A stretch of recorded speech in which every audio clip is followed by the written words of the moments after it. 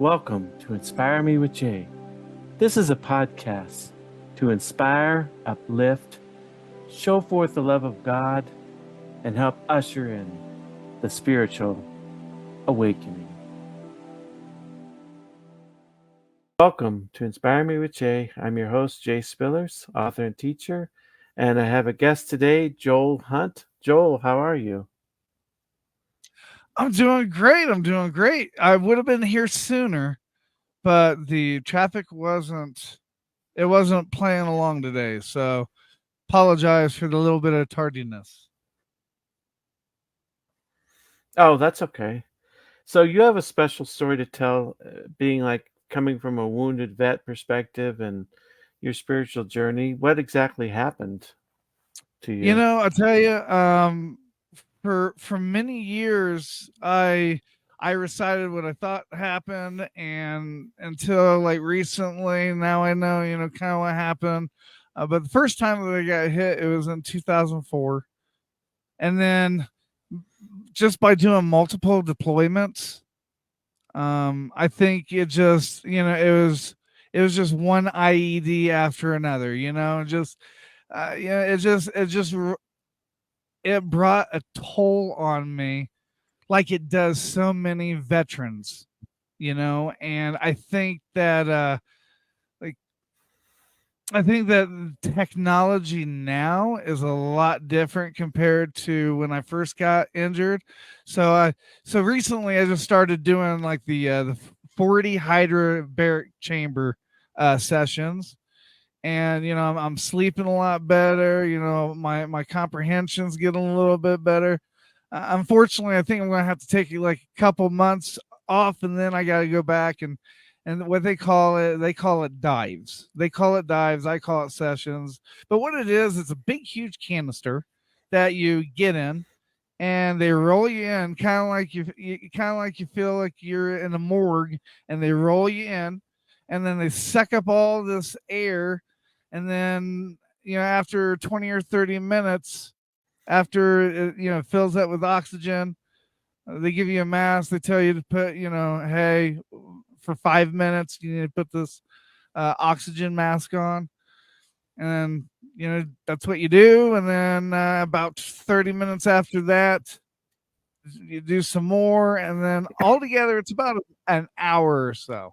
But from what I understand, you got to do like 40 sessions for you to see some progression. So that's what currently what I've been doing. My last session was actually yesterday. Um, but just to kind of explain, when I got back from Iraq, and I believe it was like 2006, 2007 time frame, I found myself after I left the army because DOD kind of misdiagnosed me. But I found that during my time coming back, like I was learning a lot. Being TBI, it's been my like biggest teacher, especially with like patience and stuff like that. But when I came back, I found myself out of the military for about like 7 or 8 months, and then I started having these like blackouts, these dizzy spells, and it got to the point, it got so bad that my parents came down because the VA was like, hey, if if we can't figure this thing out, then we're gonna have to put you in a Fisher house or something, because you can't really take care of yourself. But I came Mhm. back, and I found myself kind of confined to a wheelchair because of the blackouts, the dizzy spells, and stuff like that. And then like I was learning to walk again, going through water aerobics. Um, you know, I went to a TBI camp, and I went to that TBI camp, and uh, I learned a lot. I learned a little bit about myself. I learned that sometimes in a man's life you have to swallow your pride and just ask for help. You just got to admit, hey, you know what? I'm wrong. I need help, kind of thing. And when I did that, my parents was like, okay, well, before we leave, we want you to go to this TBI camp to go ski. And I'm like, I'm not doing the ski thing. I'm from Indiana. We don't ski. I always thought for the longest time that skiing was for rich people to go down the mountain and brag about how much money they had. What I didn't know is that how it was going to save my life. So, turning back the clock a little bit, before I started skiing, I'll let you know that I was on like 15 different medications. I was on 15 different medications, and of those 15 different medications, I didn't have a whole lot of confidence. I think anybody that's on that many medications isn't on a whole lot of confidence. So I went to this TBI camp, and they're working with me, and they're like, oh my gosh, this is great. Like you're carving on your third day. And I'm like, okay, I have no idea what carving means. They're like, in skiing world, that's really good. There's people that have skied all their life and they haven't found the edge. You found the edge perfectly. And I'm like, okay, because I never skied before. And when I get done with doing the whole TBI camp thing, I loved it. It was something that I could do by myself. I didn't have to have anybody help. I didn't have to have anybody explain it to me. I didn't have to have anybody go with me or, hold my hand. I could do all of it on my own. And I started skiing on my own. I wasn't even thinking about racing. And I think the first year I got like 180 or 190 ski days in. It was crazy. I had a 2008 Chevy, and I put over 100 and some miles on it just going back and forth to the mountains. And if anybody ever asks you, Colorado, Denver, it's not where the skiing is. The skiing is like Winter Park, Breckenridge, out in the mountains. Denver, we haven't seen snow since last Halloween. So if that tells you anything here in Denver. And when I started doing these, it was called Learn to Ski Camp. When I started learning these Learn to Ski camps, I thought of myself, I'm like, well, gosh, these Learn to Race camps, they pay for like the lodging and all that stuff. And I'm still skiing, even though I'm like racing. I didn't really give a shit about racing. All I wanted to do was ski. So that was kind of my takeoff. I really wanted to ski. All right, I guess I'll race because I'm getting this, comp stuff. So I started racing and started getting really good at it. And I started learning, more, skills, how to adapt, how to, drive the leg and stuff like that. And, I was really blessed that I was in a wheelchair, for about a year and a half, off and on, couldn't really go anywhere because of the blackouts and dizzy spells. And I learned, I used skiing as a way of rehabilitation. Today, I'm only on one medication. And, I had the opportunity and the privilege to represent the United States for the second time in Sochi for the U.S. Paralympics in 2014. Yeah, that's cool. And so my injury is I've got like severe traumatic brain injury. My left leg isn't talking to my brain basically, so I can't feel and I can't move for more than half of my leg down. And now I just kind of fell into it. I didn't create it. I got with a guy named Jim Butler, and he created what you see, military broadcast radio. And kind of like yourself, Jay, if there's a veteran that wants to podcast, that wants to do a show, kind of like what you're doing right now, all they have to do is come to MBR and Military Broadcast Radio. I teach how to podcast. I teach how to, I promise you, when I teach you, it's going to be a lot better lighting than this. I have no idea why this lighting isn't very good. So just so you know, I've had better days with the lighting and with the camera. But we have a studio here in Denver off of Belmore Street and Evans Avenue. And it's a great place for veterans to come, especially if they're homeless or they don't have the equipment to podcast, or they have an apartment and they don't have the room. We have a place where veterans can come, they can collaborate, they can use the equipment, they don't have to worry about paying an hour. I don't know of any studio that will let you do that for free. They always want something out of it. And that's one of the reasons why I started the studio thing. And MBR was established by Jim Butler in 2005. He created it, and he's like, well, this is my last year in 2017. I'm going to either shut it down or you can keep it running. And I'm like, well, you've had it since 2005. I was thinking about all the past DJs. You know what I mean? I was thinking about all the past DJs. I didn't want this great organization that helped them out so much. I didn't want it to crash and burn. So I'm like, okay, Jim, I'll take it over, but I'm going to change the logo, because the old logo kind of looked like somebody was in the Air Force, and I wasn't in the Air Force. And then we changed the name just for the simple fact that it was easier for going from an LLC to a nonprofit if I kind of changed like one word or whatever. So we changed the name, and we've been MBR since 2018. When I came back from Sochi, Russia, I interned at 104.3 The Fan with Brandon Stokely. If you don't know him, he's two-time Super Bowl champion, wide receiver, former wide receiver for the Denver Broncos, for the Baltimore Ravens, the Indianapolis Colts.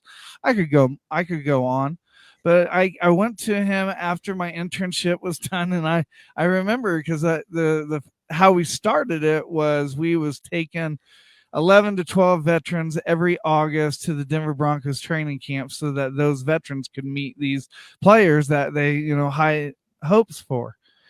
And it kind of went down when COVID started. Everybody's like changing things and stuff. And one thing that me and Brandon kept doing is the Christmas baskets for Valor Point. It's a VA hospital here in Lakewood, Colorado. And every Christmas we do 45 baskets for 45 veterans. These guys are veterans that have they're still fighting the war in their heads. They're back, but they're still dealing with PTSD, TBI. They're still dealing with maybe alcohol addiction or drug addiction. They're doing counseling classes. They don't see their family for at least 7 or 8 months. So it's the little thing that we can do on that, and I told Stokes, I'm like, hey, I don't know how much to charge, but I would love for you to be a spokesperson for MBR so that you can help me and we can join forces. And all I want to do is help veterans. That's all I want to do. I just want to help veterans. In fact, I kind of wish they would keep me in an office in the basement. I have no visitors, and all I do is just help veterans. That's kind of what I want to do. And, I enjoy it. And I think the biggest reason why I enjoy it is anybody that came back from Iraq that maybe, I don't want to say survivor's guilt, but they came back when their best friend didn't. It plays on you. Like why did I come back alive? Why am I any special? You know what I mean? And now every day, there's not a day that I don't wake up that I'm like, Jesus Christ, really, God? Haven't you had fun with me enough? Because I just want to die. And every single day that I wake up, I think to myself, okay, I have my best friend who I lost in Iraq, Brock Buckland. I need to do enough karma in this life to do what he wanted to do because he didn't make it back. When we was in Iraq, he used to tell me all the time, "Hey, I really want to do I want to do something to support veterans, because there's not very many nonprofits because remember in 2004, 2003, it wasn't popular to be military supportive and there wasn't a whole bunch of nonprofits out there, waiting to do something for troops. So when we was there 2003, I forget the years, but when we was there, I remember him telling me this is what I want to do. And for the longest time I didn't want to do a nonprofit because I'm not a business guy. I'm not a business guy. I don't know numbers. Half the time I don't even know how to talk, You're probably going to have to edit the shit out of this. And all I know is that I am not living unless I am doing stuff for veterans. There's times when I'm doing an event like the Christmas basket event, and I think to myself, man, this is the last time. This is the last time. And then when I go to the Christmas event, nobody has to say thank you. Nobody has to give me an award. Nobody has to give me a piece of paper. Nobody has to give me a newspaper article. Just seeing the joy from these veterans, their smiles. Like I made their fucking day that day. I made their day that day. Mm-hmm. And I think it really has sparked up not only their motivation, but let's just put it this way. When you have a good day on a Monday, it seems like the rest of the week is really good. Have you noticed that? Yeah, I have. So Yeah, it's good to start your week off right. Yeah, and that's the reason why I did like the Ace Train show so many years on Monday is because I wanted to put enough hype into a show that it would last people all week long, not just one day. If it took me looking dumb and animated, that's fine. Whatever I need to make this veteran feel better about themselves or progress, because the whole mission is showing veterans all the programs out there beyond the VA. I just love helping veterans. I really do. Yeah. So here I am babbling. I'll let you ask the questions that you want to ask. I apologize for that, Jay. Oh no, it's fine. So, in terms of your military broadcasting radio, is that like running all the time, like several hours? So it's like a regular radio station. Yeah, In a yeah. sense. It's internet radio station, and it's not on the tuner. It's not on tuner because if you have to be on the tuner, you gotta pay huge royalty fees for like the FM and stuff. But it's internet radio.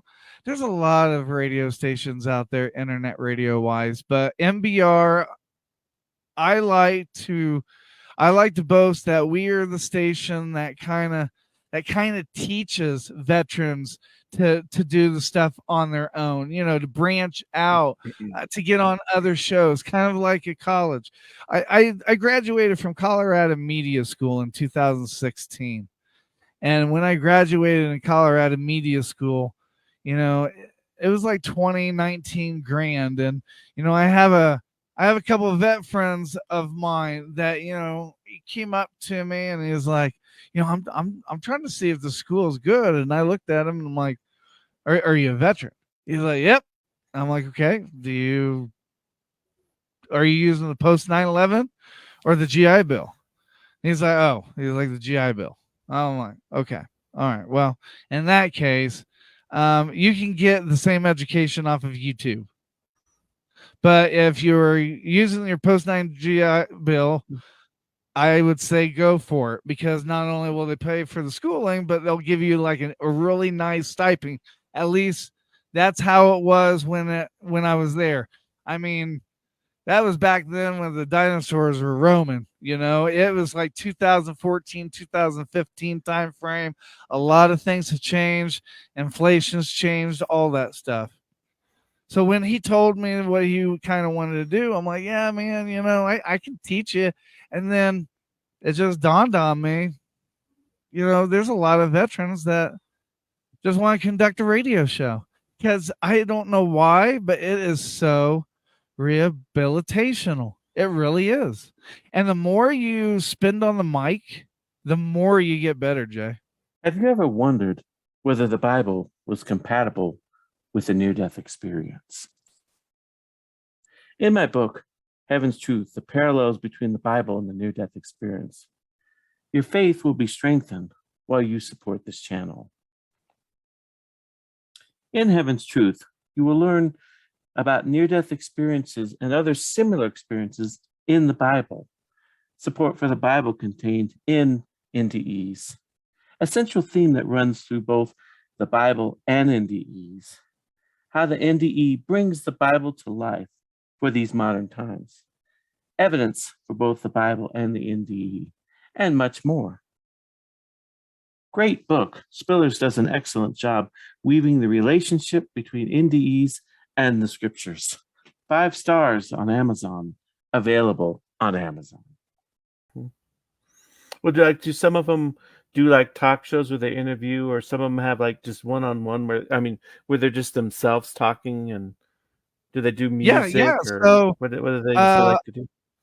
So what we tend to do is we play veteran videos as kind of like MTV, but it's veteran artist music. They sign a consent form, and we play that. And I kind of teach the DJs how to use those videos, and like segment changes, kind of like commercials as you see on TV or whatnot. But the nice thing about it is that when you do commercials, especially the VA commercials, and we've partnered with VA so that we could do like commercials and running that stuff on the server.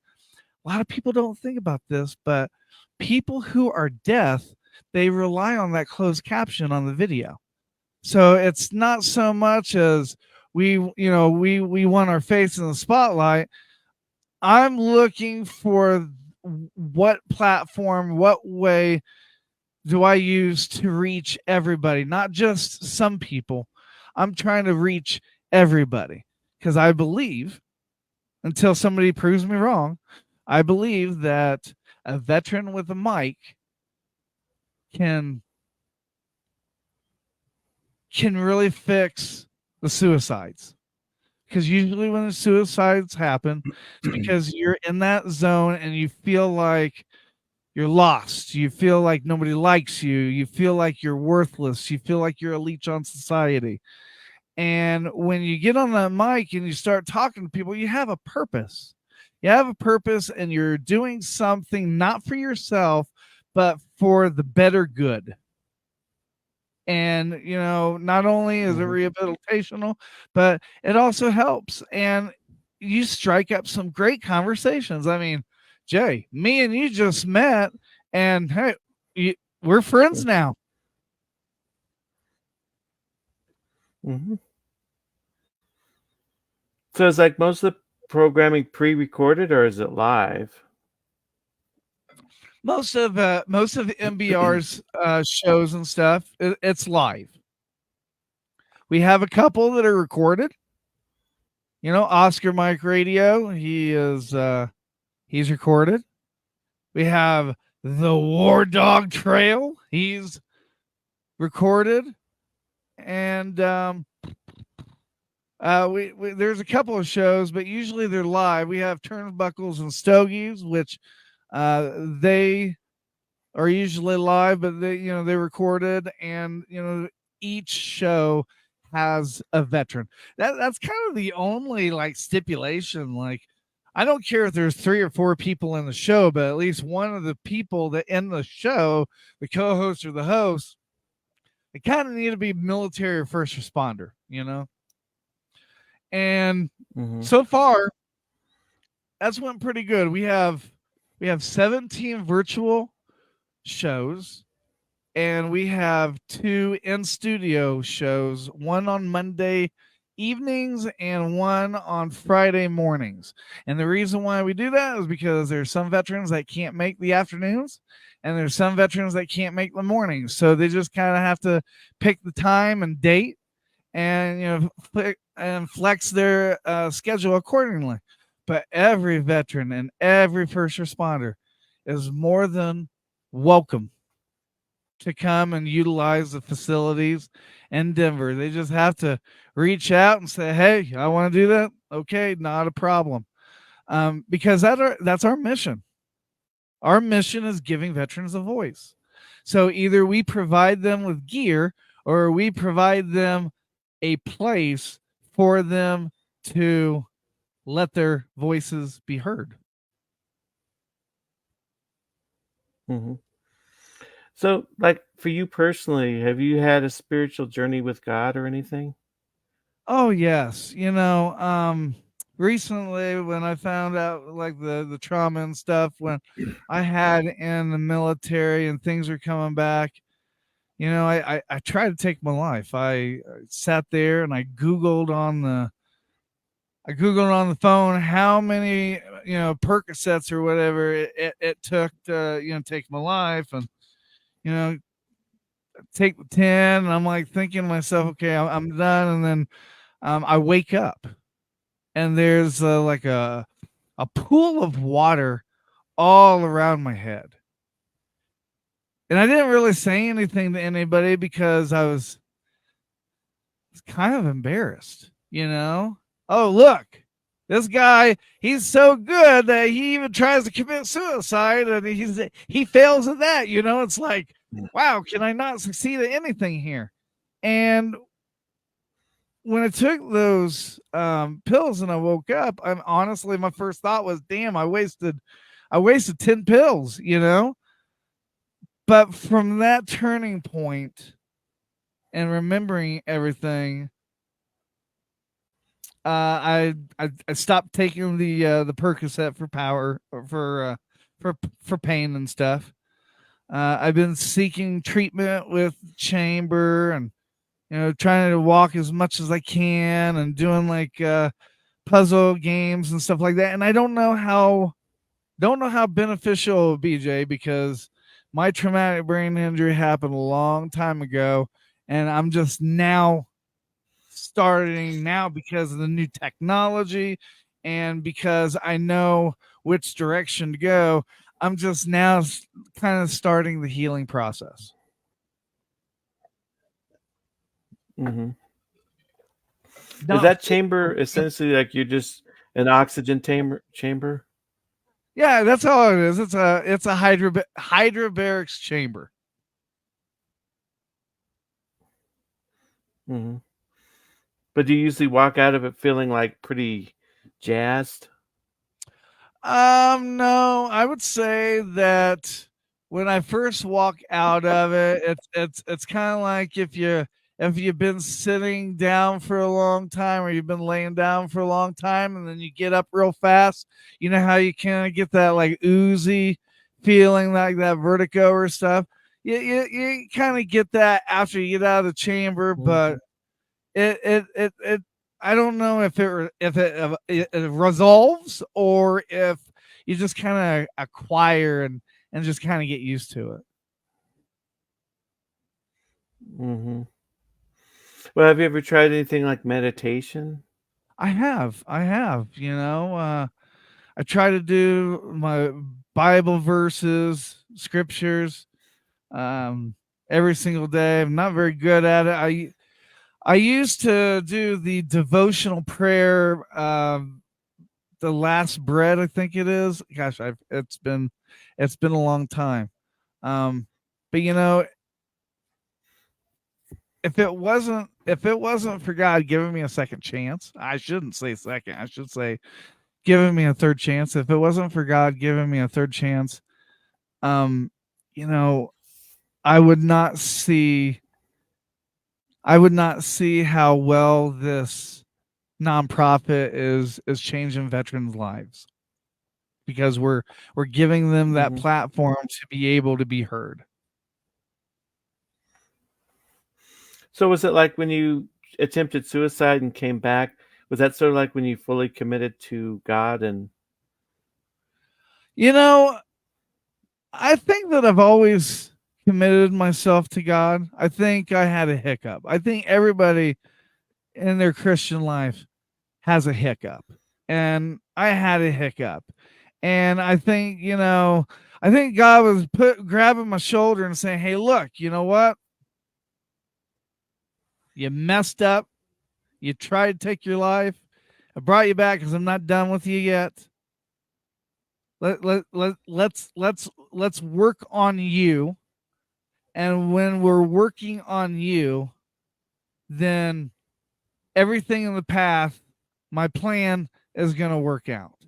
So that's kind of what I've done, and I really, with the way things have gone into place, and um we were feeding veterans every Monday with Jersey Mike's, and we're feeding them Mhm. every Friday morning with Dunkin' Donuts, and they're catering that, so those veterans, they're not only being fed, but they're working on their rehabilitation.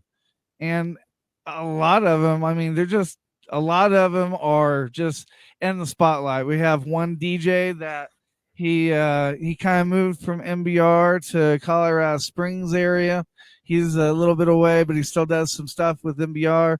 He's managing 2 radio stations now. I mean, or I think last time I checked, he's on channel 13 in Colorado Springs on TV now.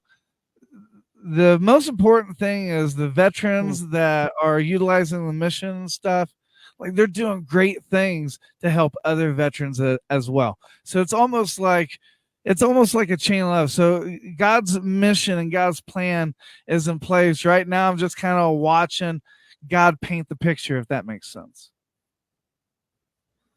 Mhm. So like were you blacked out for quite a few hours?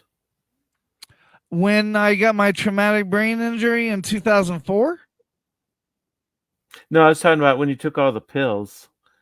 so I honestly don't remember much other than waking up in a pool of water around my head, and like not knowing where I was, like kind of confused. And then, when I saw my mom, or not my mom, but when I saw my dad, when I saw my wife, you know, things were like two and two were coming together. And I didn't say anything, but I didn't really recall what was going on. And as the days progressed from that time, I started remembering stuff. I started remembering stuff even through my like childhood, and I have prayed a lot to God. I don't know how many times, and I asked him, are you forsaking me?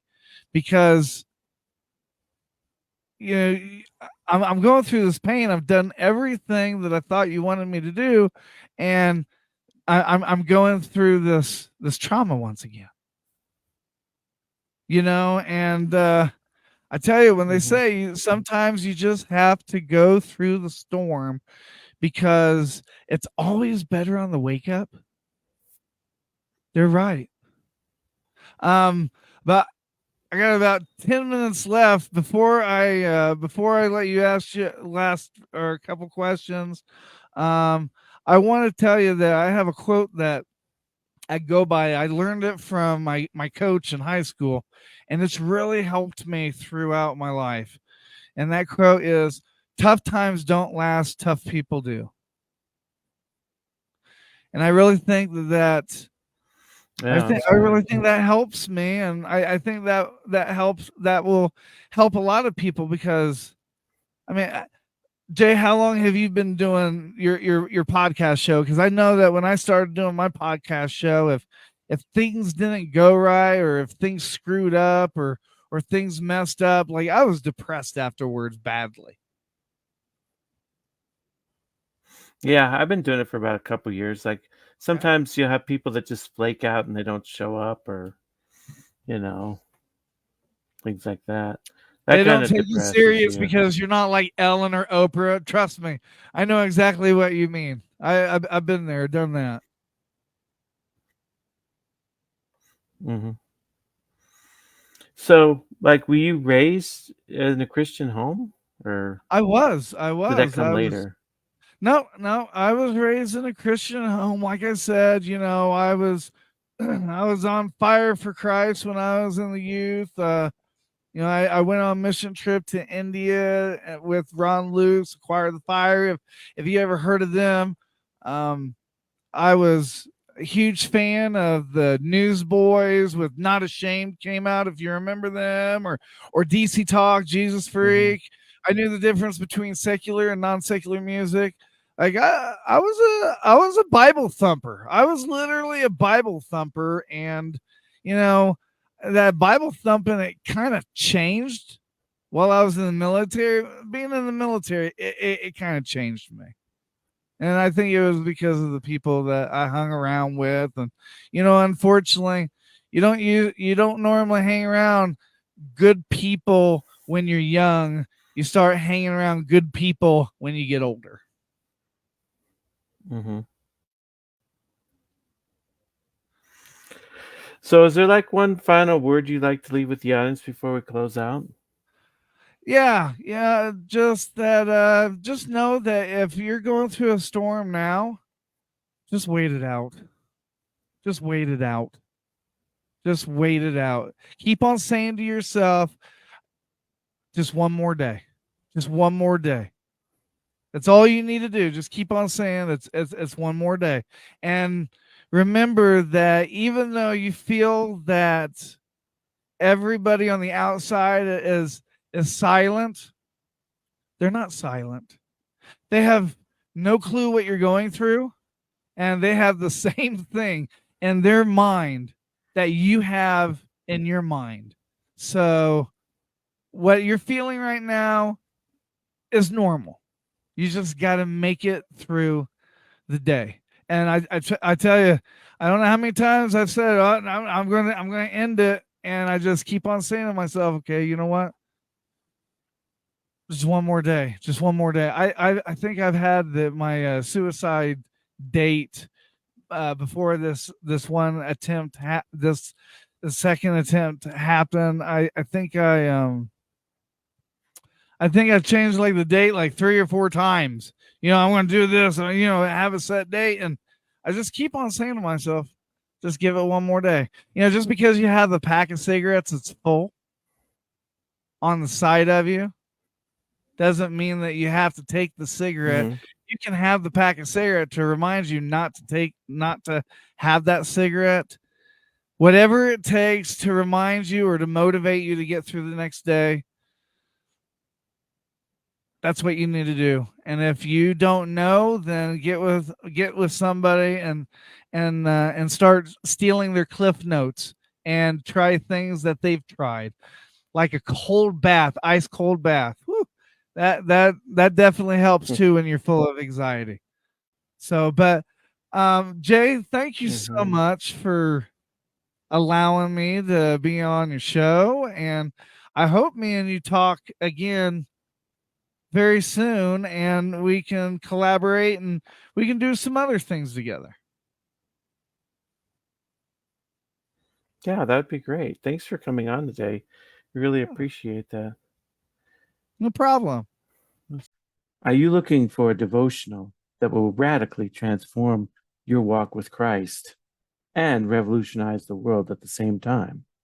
Check out my latest book, Walk as Children of the Light. This book focuses on everything you need to be fully equipped and discipled in Christ: prayer, meditation, scripture, love, gratitude, and much, much more. Available on Amazon, 5-star rating.